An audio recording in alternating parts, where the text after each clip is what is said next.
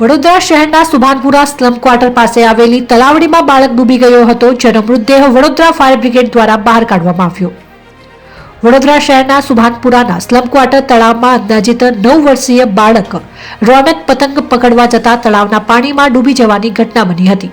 આ ઘટનાની જાણ વડોદરા ફાયર બ્રિગેડને કરાતા TP13 ફાયર બ્રિગેડની ટીમ ઘટના સ્થળે દોડી આવી હતી અને બાળકની શોધખોળ હાથ ધરી હતી। ભારે શોધખોળ બાદ બાળકના મૃતદેહને તળાવમાંથી બહાર કાઢવામાં સફળતા મળી હતી। આ ઘટનાની જાણ થતાં પરિવારના સભ્યોમાં શોકની લાગણી છવાઈ ગઈ હતી। આ ઘટનાની જાણ ગોરવા પોલીસના ACP B ડિવિઝન RD કવાને થતાં તેઓ ઘટના સ્થળે આવી પહોંચ્યા હતા અને પ્રાપ્ત માહિતી અનુસાર આ બાળકની ગુમસુદાની ફરિયાદ નોંધાવવામાં આવી હતી, જેના આધારે ગોરવા પોલીસે તળાવની બહાર બાળકનું ચપ્પલ મળી આવેલા અને ગોરવા પોલીસે અકસ્માતે મોતનો ગુનો નોંધી બાળકના મૃતદેહને વડોદરાની સયાજી હોસ્પિટલ ખાતે પોસ્ટમોર્ટમ અર્થે મોકલવામાં આવી હતી, જ્યારે મૃતક બાળકના પરિવારજનોએ ન્યાયની માંગણી કરી હતી। ગોરવા પોલીસે વધુ તપાસ હાથ ધરી છે।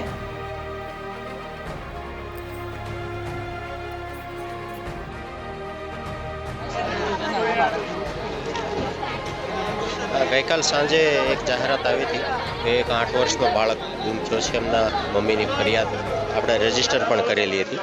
CCTV ફૂટેજથી તપાસ કરાવડાવી પણ શોધવામાં સફળતા નહીં મળી। પણ સવારમાં સંદેશો મળ્યો કે એમના ચપ્પલ જે હતા એ ત્યાં તળાવના કિનારે મળેલા છે। તો ફાયર બ્રિગેડને જાણ કરી અને પોલીસ અને ફાયર બ્રિગેડની સંયુક્ત ટીમે સર્ચ કર્યું તો અંદરથી બાળકની ડેડ બોડી મળી આવી છે।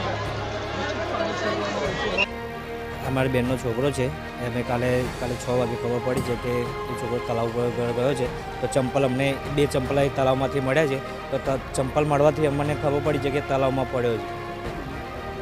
હવે અમે પંચરત્ન બિલ્ડિંગ આગળ અમે ફ્રૂટની લારી લગાવીએ છીએ અને એ રમતો આ આવી ગયો છે પતંગ પકડવા માટે। એની 9 વર્ષની ઉંમર છે, છોકરાની રોનક નામ છે।